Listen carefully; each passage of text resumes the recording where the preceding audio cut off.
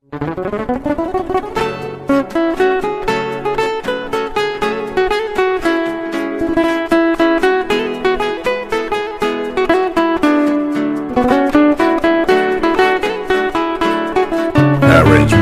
and vocal by ایمان غلامی.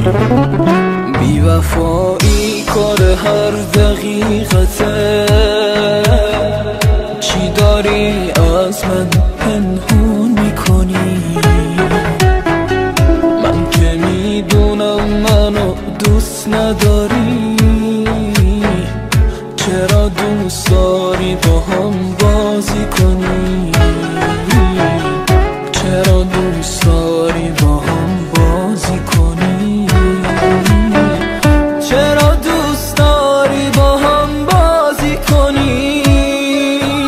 عشقامو پنهونی دارم میریزم، دنیا به کام تو برو عزیزم. شاید بفهمی مثل من نمیشه فدای خنده های تو عزیزم. یه عمری حرفات رو دلم لونه کرد، دوستم نداشتی برو بی معرفت. یادم نمیره با دلم چه کردی، تنهام گذاشتی برو بی معرفت.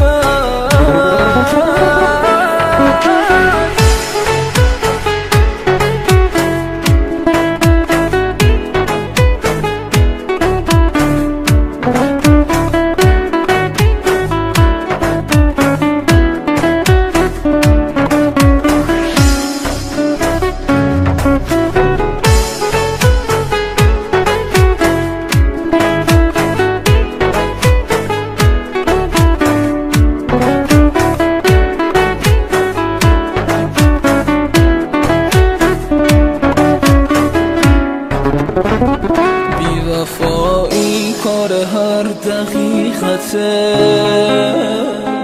تو نمیدونی فقط من میدونم. تو به هم میخندی و من میشینم پای سجاده و نفرین میکنم،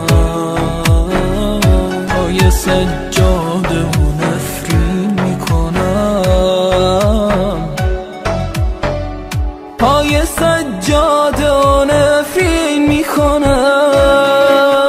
عشقامو پنهونی دارم میریزم، دنیا به کام تو برو عزیزم. شاید بفهمی مثل من نمیشه فدای خنده های تو عزیزم. یه عمری حرفات رو دلم لونه کرد، دوستم نداشتی برو بی معرفت. یادم نمیره با دلم چه کردی، تنهام گذاشتی